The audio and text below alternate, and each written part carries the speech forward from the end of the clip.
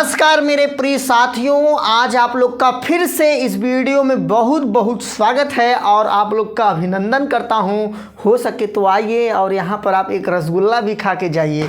तो यहां पर आज के हमारा जो क्लास होने वाला है क्लास 12 का है, मैथ का है, चैप्टर नंबर 3 है, वीडियो का पार्ट दूसरा है। पहले वाले वीडियो में हम लोग समझे थे मैट्रिक्स क्या होता है, उसमें 2-3 एग्जाम्पल, शायद 3 एग्जाम्पल समझे थे। हाँ, तो आप लोग उसको नहीं देखे होंगे और शायद मिला भी नहीं होगा और कुछ लोग नए भी होंगे, तो उसका लिंक इसमें दे दिया जाएगा। अब पूछोगे कहाँ दिया जाएगा, तो सुनो, वीडियो के नीचे मोर का ऑप्शन होगा, कहीं पर देखेंगे लिखा रहता है, वहाँ पर जैसे टच करेंगे तो ढेर सारा डिस्क्रिप्शन उसको कहते खुल जाएगा।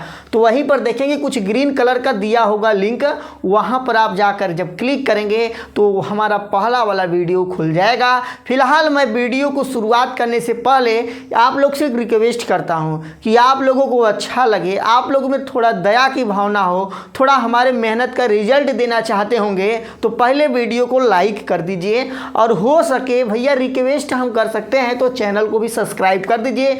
फिलहाल मेरा काम है पढ़ाना, लेकिन बता देना चाहता हूँ कि जब आप एक लाइक करते हैं, सब्सक्राइब करते हैं, प्यारा प्यारा कमेंट लिखते हैं तो उसको पढ़ के मानो हमें जन्नत की खुशी मिल जाता है, सभी प्रकार का खुशी मिल जाता है। तो फिक्स है कि आप लोग हमें वो खुशी देंगे और हम अपने काम को करेंगे शुरुआत। तो यार मैट्रिक्स यानी आव्यूह कितने प्रकार का होता है, आज का मेरा वीडियो यहीं से शुरू होने वाला है। मैट्रिक्स, टाइप ऑफ मैट्रिक्स यानी आव्यूह कितने प्रकार का होता है आप लोग को बताएंगे।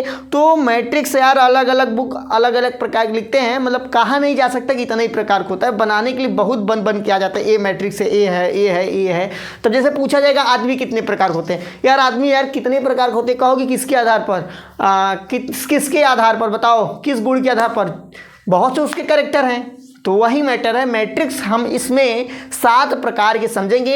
एनसीईआरटी बुक में 7 दिया है, आप लोग को 7 बताया जाएगा। तो सबसे पहले हम बोर्ड पर लिखते हैं और आप लोग कंटिन्यू बने रहेंगे। यानी आव्यूह के प्रकार, आव्यूह के प्रकार, किसके प्रकार भैया, आव्यूह किसके प्रकार, आव्यूह आप लोग के साथ कम दिखा तो कहा, आव्यूह के प्रकार, आव्यूह के प्रकार देखते हैं कैसा दिखाई दे रहा है। आव्यूह के प्रकार, नहीं सही नहीं है ना, हल्का दिखाई दे रहा। चलिए आव्यूह के प्रकार, लेकिन सुन ही गए होंगे आव्यूह, अरे जाने दो भैया, का तुम लोग सुन गए हो ना, का हम लिखे। चलो आव्यूह के प्रकार, आव्यूह के प्रकार यहाँ पर हो गया, आव्यूह के प्रकार हो गया, तुरंत दिमाग में आएगा। तो type of matrix, types of matrix यानी आप लोग सोचेंगे मैट्रिक्स कितने प्रकार का होता है, तो सबसे पहला वाला जो मैट्रिक्स होता है उसको कहते हैं स्तंभ। कौन सा, स्तंभ आव्यूह, स्तंभ आव्यूह कहते हैं। ध्यान समझिए, बहुत काम का है स्तंभ आव्यूह। स्तंभ का मतलब देखा आप लोग, अब देसी भाषा में समझा कि स्तंभ का मतलब कैसे खड़ा रहेगा, खड़ा, स्तंभ का मतलब खंभा होता है, खंभा होता है एक तरह समझिए। तो यानी कोई ऐसा आव्यूह हो, कोई ऐसा आव्यूह हो जिसमें केवल एक ही स्तंभ हो, केवल एक ही स्तंभ होगा, उसको कहा जाता है स्तंभ आव्यूह कहा जाता है। केवल एक ही स्तंभ होगा, उसको केवल एक स्तंभ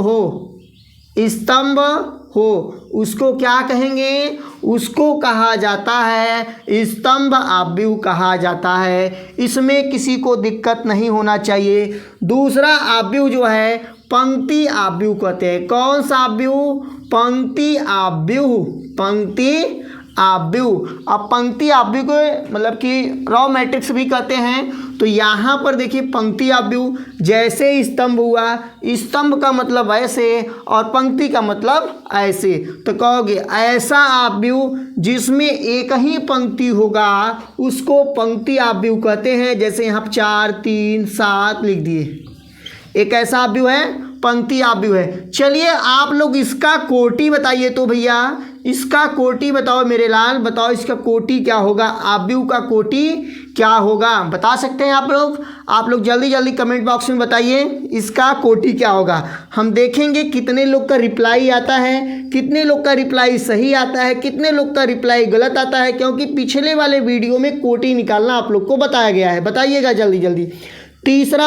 तीसरा जो होगा आपका पंक्ति हो गया, स्तंभ हो गया। अब वर्ग आव्यूह, वर्ग आव्यूह। अब आपके दिमाग में आएगा वर्ग आव्यूह यार क्या होता है, वर्ग आव्यूह क्या होता है। आप लोग आयत और वर्ग तो पढ़े हैं, वर्ग सोचो क्या पढ़े थे, आयत क्या था, बस सोचो आयत क्या था, वर्ग क्या था। आयत हम लोग पढ़े थे कि ऐसा कोई चतुर्भुज जिसके आमने सामने की भुजा बराबर होगा उसको आयत कहते हैं। वर्ग क्या था, जब उसके चारों भुजा बराबर हो, कौन से चारों भुजा बराबर होंगे तो उसको क्या कहते हैं, उसको वर्ग आव्यूह कहते हैं। अरे वही वाला वर्ग कह दीजिए। इसमें ऐसा आव्यूह जिसमें पंक्तियों की संख्या स्तंभों की संख्या बराबर होगा उसको कहा जाता है वर्ग आव्यूह। क्या कहा जाता है, ऐसा आव्यूह जिसमें पंक्तियों की संख्या स्तंभों की संख्या आपस में बराबर होगा उसको कहा जाता है वर्ग आव्यूह। तो देखो हम ऐसे सीधा करेंगे, यहाँ पर 4 5 7 लिख दिए भैया। इसमें अभी एक पंक्ति हुआ है, कितना पंक्ति हुआ है, एक पंक्ति हुआ है, क्योंकि पंक्ति ऐसे गिनते हैं, सेंटर पे एक लाइन है। स्तंभ कितने हुए हैं, 3 हुए, पहला स्तंभ, दूसरा स्तंभ, तीसरा स्तंभ। चलो हाँ देखो यहाँ पर भी हो गया, यहाँ पर देखो यहाँ पर भी हो गया। अब बताइए इसमें कितने स्तंभ हैं, इसमें स्तंभों की संख्या भैया 3 है। यार तुम लोग को भी पता नहीं क्यों नहीं समझ में आता है, पंक्तियों की संख्या 3 है, स्तंभों की संख्या 3 है। तो आव्यूह की कोटि देखिए हम इसको बता देते हैं। पंक्तियों की संख्या पहले लिखा जाएगा, कितने पंक्ति हैं, 3। स्तंभों की संख्या बाद में, मतलब गुणा में लिखेंगे, स्तंभ भी 3 है, यानी इस आव्यूह की कोटि है 3 गुणे 3 का है। उसी प्रकार से आप लोग को इसको बताना है, उसी प्रकार से बताना है, ठीक है। यहाँ पर आप लोग वर्ग आव्यूह समझ गए, ऐसा वर्ग आव्यूह, ऐसा आव्यूह जिसमें पंक्तियों की संख्या स्तंभों की संख्या बराबर हो। यानी यहाँ पर 3 3 ही नहीं हो सकता है, 2 2 भी हो सकता है, 1 1 भी हो सकता है, 1 1 भी हो सकता है, उसके बाद 4 4 भी हो सकता है, 5 5 भी हो सकता है, लेकिन बराबर होना चाहिए। यानी पंक्तियों की संख्या स्तंभों की संख्या के बराबर होना चाहिए।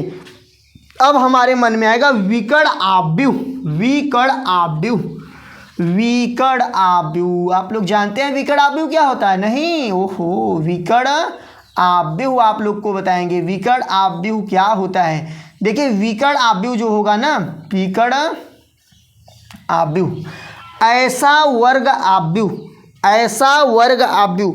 देखिए समझे विकर्ण आव्यूह क्या होता है। देखिए विकर्ण आव्यूह के लिए पहले उसका जो होना चाहिए वर्ग आव्यूह होना जरूरी है। वर्ग आव्यूह बता दिए हैं कि पंक्तियों की संख्या स्तंभों की संख्या बराबर होना चाहिए। तो मतलब विकर्ण आव्यूह एक प्रकार का वर्ग आव्यूह होता है जिसका विशेषता ये होता है, सुन रहे हो ना, तो कापी और पेन में अपने लिखते जाइएगा, कापी और पेन से अपना लिखते रहिएगा। ऐसा ना हो कि दिमाग में वीडियो देखें फिर गायब हो जाए, क्योंकि जब लिखेंगे तो लिखने से ज़्यादा अच्छा समझ में आता है।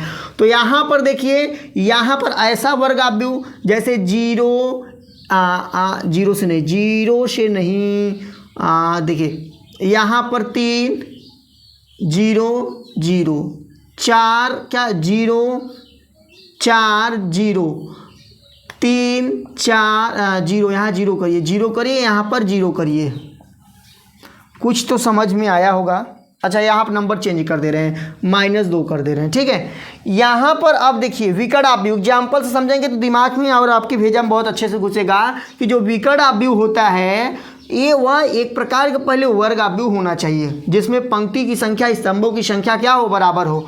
उसके बाद विकर्ण के अलावा इसको जो तिरछा इसे कुनिया के जो जाता है बीचों बीच ऐसे ना, ऐसे इसमें जो होता है इसका वैल्यू कुछ हो, मतलब इसको छोड़कर, विकर्ण को छोड़कर बाकी वैल्यू 0 होगा, उसी को कहते हैं विकर्ण आव्यूह। क्या कहे हैं, विकर्ण को छोड़कर बाकी अवयव, बाकी जो हैं वो सब क्या हो, 0 होंगे, उसको कहते हैं विकर्ण आव्यूह। देखिए यहाँ पर A0 0 है, A0 0, हाँ सही है, A0 देखिए है, इसमें A0 है, A0 विकर्ण का मतलब ऐसे तिरछा तिरछा, देखिए ऐसे आया ना, ऐसे ऐसे ऐसे ऐसे ऐसे ऐसे, ये क्या होता है, ये विकर्ण होता है। यानी विकर्ण आव्यूह में जो विकर्ण होता है वो चाहे कुछ भी हो, कोई नंबर होगा चल जाएगा, लेकिन बाकी जो नंबर होते हैं 0 होना चाहिए। अब विकर्ण आव्यूह समझ गए। अब इसी के जस्ट बाद हम लोग समझेंगे अदिश अदिश अदिश आव्यूह। क्या समझेंगे, अदिश आव्यूह क्या होता है, अदिश आव्यूह को भी समझ लें। इसको समझ पाए हो कि नहीं कमेंट बॉक्स में बताइएगा यदि कोई दिक्कत होगा। अब देखिए अदिश आव्यूह में ये होता है कि अदिश आव्यूह देखिए विकर्ण आव्यूह का ही भाई है, पर उसी का पटीदार है, उसी का भाई है, उसी का पड़ोसी है, चाहे जो समझिए। ये क्या कहता है कि हमारा जो विकर्ण है समान होना चाहिए, हमारा विकर्ण क्या हो, समान हो। जैसे यहाँ पर जो 3 4 2 रखे हैं ना, ये भी 3 रहे, ए भी 3 रहे, ए भी 3 रहे, बाकी सेम मैटर हो। जैसे यहाँ पर 3 लिख दिए, यहाँ पर 3 लिख दे, यहाँ पर 3 लिख दे, यहाँ पर 0 0 0 0 हीरो 0 हीरो ऐसे लिख दे, ठीक है। तो यहाँ पर क्या हो जाएगा, यहाँ पर ए होगा आपका अदिश आव्यूह कहलाएगा।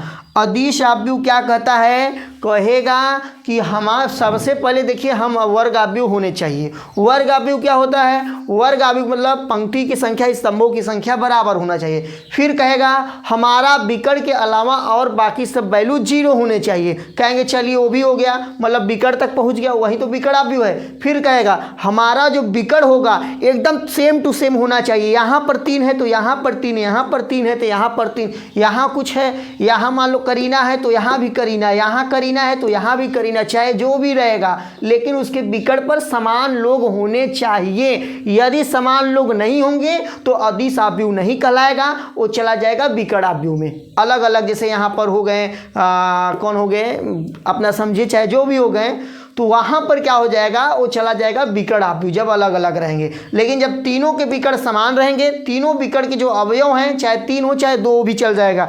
ये मत समझिएगा कि इसमें 2 ही चलता है, इसमें 3 भी चला जाएगा। जैसे ये भी विकर्ण आव्यूह इसको कह सकते हो 5 0 0 5, ये क्या इस कैसा आव्यूह है, ये अदिश आव्यूह। कैसा आव्यूह है, अदिश है, क्योंकि इसका विकर्ण में देखो 5 5 आया है, ठीक। ये विकर्ण आव्यूह ऐसे इसमें भी कर सकते हो। ये आपके दिमाग में नहीं बैठना चाहिए कि विकर्ण आव्यूह के लिए 3 गुणे 3 का कोटि का होना आवश्यक है, इसको मत सोच लीजिएगा। 2 भी कर सकते हो, 4 भी कर सकते हो, 5 भी कर सकते हो, जिसका जितना मन हो जितना टाइम हो वही करो, 50 100 बार करते रहो, ठीक। अब बताइए इसमें आपको, अब हम आपको समझा दें।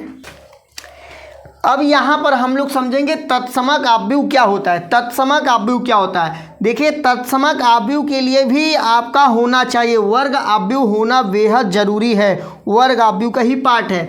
बट इसमें जो इसका विकर्ण होता है सब एक होना चाहिए। क्या होना चाहिए, सब एक होना चाहिए, तभी ये तत्समक आव्यूह कहलाएगा। जैसे कोई कहेगा तत्समक आव्यूह लिखिए, तो तत्समक आव्यूह के लिए सबसे पहले उस कैसा होना चाहिए, वर्ग आव्यूह होना चाहिए, यानी पंक्तियों की संख्या स्तंभों की संख्या के बराबर होना चाहिए। जो ऐसे तिरछा तिरछा से नहीं जा रहा है विकर्ण कहलाता है, इसके स्थान पर एक हो एक हो एक होगा, इसको कहते हैं तत्समक आव्यूह। क्या कहते हैं, तत्समक आव्यूह, इकाई आव्यूह भी कहते हैं। उसके बाद एक है शून्य आव्यूह। क्या है, शून्य आव्यूह, इसका एक नाम और है, इसको सब लोग कहते हैं रिक्त आव्यूह भी कहते हैं। क्या कहते हैं, रिक्त आव्यूह। ऐसा आव्यूह जो शून्य हो, क्या हो, शून्य हो, सब शून्य हो, सब कुछ भी इसका ना हो, सब इसका सत्यानाश हो, कुछ भी इसमें हो ही ना, तो इसको कहते हैं शून्य आव्यूह कहते हैं। आशा है, उम्मीद है, विश्वास है कि जो 7 प्रकार के, 6वां था और ये क्या था आपका 7वां था, जो 7 प्रकार के आपको बताया गया है आव्यूह को, उसको आप लोग समझ गए होंगे। अब तक जो लोग नहीं किए हैं और जो अब तक ऐसे बेल आइकन जो घंटी होता है उसको नहीं दबाए हैं, वो लोग कर दीजिए। जना कोई भी वीडियो अपलोड किया जाए आप लोग के पास नोटिफिकेशन के रूप में एकदम अच्छे से चला जाए, जना कोई दिक्कत ही नहीं होना चाहिए, रास्ते में कहीं अटके भटके ना। अब यहाँ पर आप लोग देखिए, अब हम लोग समझेंगे आव्यूह की समानता। समानता का मतलब ये होता है कि इसमें वैल्यू निकालना पड़ेगा। अब इसको हम डिफिनेशन से अच्छा कि आप लोग को एग्जांपल देकर समझा दूँ। जैसे मान लीजिए यहाँ पर दिए एक आव्यूह है यक्स वाई डब्ल्यू एम के नाम से एक आव्यूह है, ठीक। इसके ठीक अच्छा इसका कोटि बताइए। इसका कोटि जो भाई होगा 2 गुणे 2 होगा, क्योंकि जो कोटि होता है पंक्तियों की संख्या 2 है, स्तंभों की संख्या 2 है, इसलिए 2 गुणे 2 इसी के जस्ट बराबर लिखा गया है। 4 3 5 6 लिखा गया है।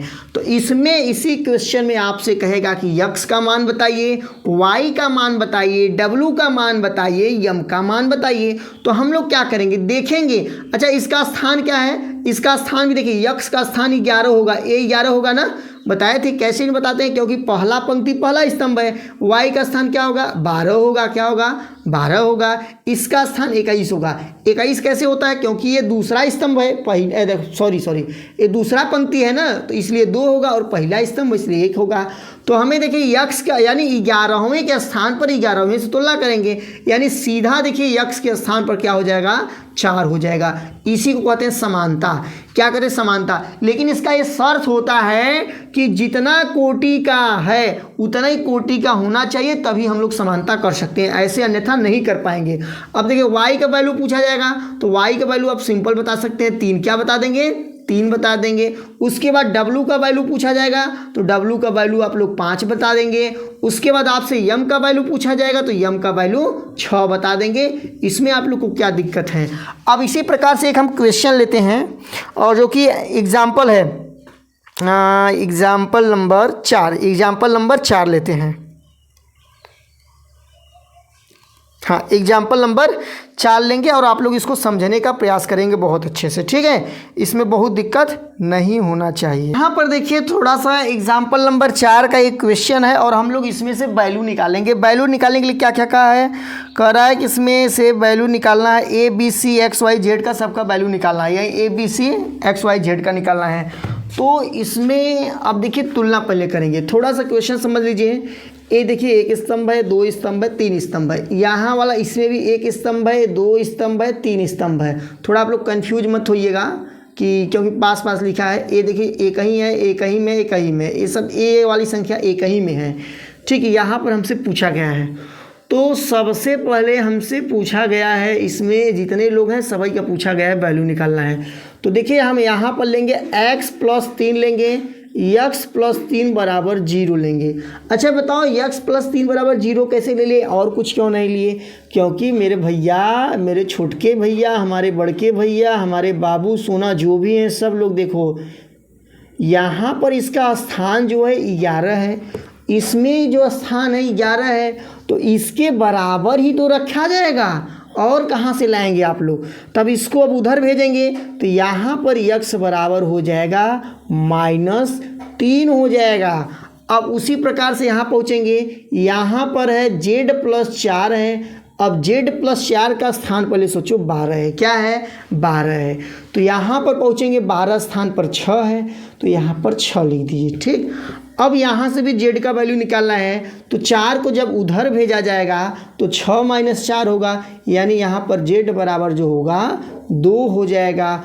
उसके बाद देखिए हमें निकालना है इसका वैल्यू, यहाँ पर a का वैल्यू भी निकालना था, तो एक वैल्यू निकाल लेते हैं।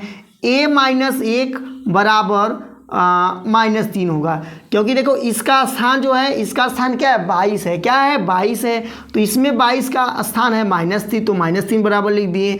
तो यहाँ पर 1 उधर जाएगा तो प्लस हो जाएगा, यहाँ पर a बराबर जो हो आपका -2 हो जाएगा। उसके बाद देखते रहिए, समझते रहिए, लाइक का बटन दबाते रहिए, जो लोग नहीं दबाए हैं चैनल को सब्सक्राइब करते रहिए, अपने मित्रों के साथ शेयर करते रहिए, थोड़ा थोड़ा कमेंट करते रहिए, जिसको पढ़कर हम भी थोड़ा थोड़ा खुश होते रहें।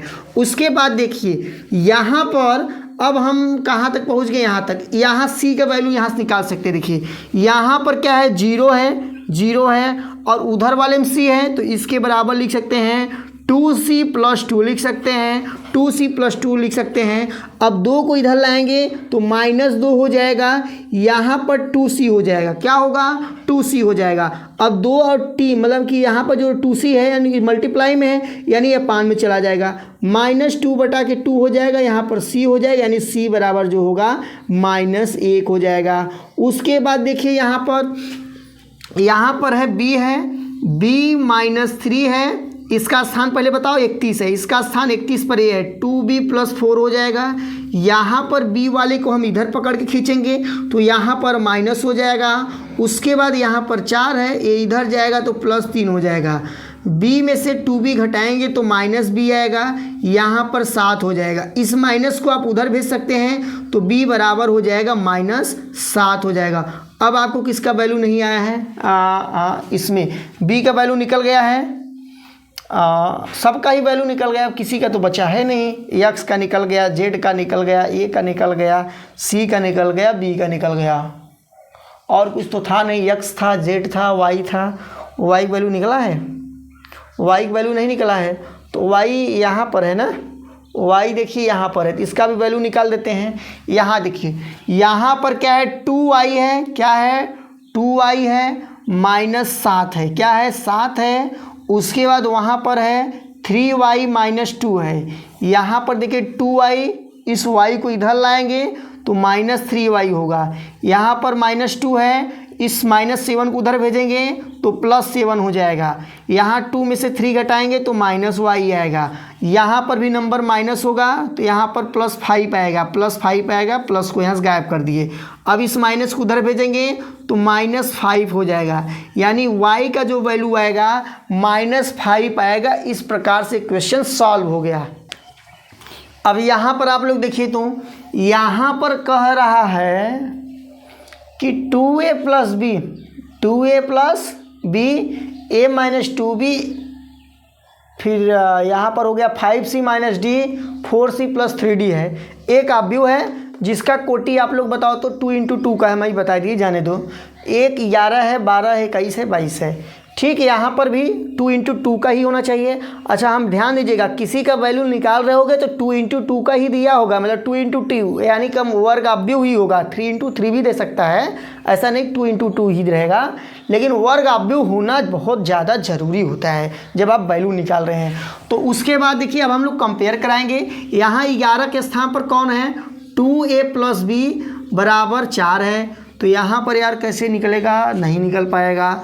यहाँ देखिए a + 2b है, a - 2b बराबर -3 है, यहाँ पर कैसे निकलेगा, कहीं से तो क्रैक ही नहीं हो रहा है। फिर अच्छा तीसरा क्या है, 5c - d बराबर 11 हो जाएगा, यहाँ भी कोई चांस नहीं है। इसको थोड़ा खिसका दें क्या, हाँ ऐसे कर दें, इसको भी खिसका दें, एक लाइन में सब कर देना। 2a + b बराबर लिख सकते हैं 4 लिख सकते हैं। फिर यहाँ पर a - 2b बराबर लिख सकते हैं -3 लिख सकते हैं। फिर 5c - d बराबर लिख सकते हैं 11 लिख सकते हैं। आगे आप लोग को दिखाई देगा कि नहीं, देखें तो लिख सकते हैं, दिखाई देगा। उसके बाद यहाँ पर हम लिख सकते हैं 4c + 3d बराबर लिख सकते हैं 24 लिख सकते हैं। चलो 24 है बोल दिए, दिखाई दे रहा होगा शायद। तो यहाँ पर आप सोचेंगे यार कहाँ से वैल्यू निकाले, क्लास 8 में आप लोग को ले जा रहा है। यहाँ 8 9th में जैसे क्वेश्चन होते थे 10th में, उस मॉडल का चला गया है, यानी यहाँ पर हमें वैल्यू निकालना है। अच्छा एक का वैल्यू निकलेगा ना, इसमें से निकल जाएगा ए बी का, इसमें से सी डी का निकल जाएगा, यही मैटर है। तो हम ऐसा करें, अब इसको इक्वेशन मान लो फर्स्ट, सेकंड, थर्ड, फोर्थ मान लो, ठीक है। हाँ अभी देखिए इसमें कैसे निकालें आप लोग को बताइए। मेथड बहुत है, किस मेथड से आसान होगा, मल्टीप्लाई तो करना पड़ेगा। विलोपन विधि से बता दें क्या, नहीं प्रतिस्थापन विधि से बता दें। देखो पहले सबसे पहले इसको लिखते हैं, देखिए 2a + b बराबर 4 है, तो यहाँ पर हम लोग क्या निकालेंगे, b बराबर लिख सकते हैं 4 - 2a लिख सकते हैं, यही लिख सकते हैं। ये मान जो है इस मान को यहाँ पर बता दीजिएगा, 1 मिनट बता दीजिएगा, क्योंकि जना समझ में आए कैसे निकाल रहे हैं। समीकरण 1 से निकालने हैं, बता दीजिएगा। फिलहाल अब क्लास 8 की मॉडल चला जा रहा है। b बराबर हो जाएगा 4 - 2a हो जाएगा, तो इसका मान, इसी का मान भाई इसके नीचे लिख रहे हैं, तो इसी का मान समीकरण 2 में रखने पर देखिए क्या होगा। जब रखेंगे तो यहाँ पर समीकरण 2 यही है, तो a लिखेंगे -2 लिखेंगे और b के स्थान पर पूरा का पूरा 4 - 2a लिख देंगे। उसके बाद इसके बराबर क्या है, -3 है, -3 लिख दिए। नहीं समझ में आया? देखो यहाँ पर ये b का वैल्यू पूरा पूरा था, हम यहाँ पहुँचे, a को ज्यों कहते हैं लिख दिए, 2b था तो यहाँ पर 2 लिख दिए, b के स्थान पर a वाला वैल्यू रख दिए, बराबर -3 रख दिए।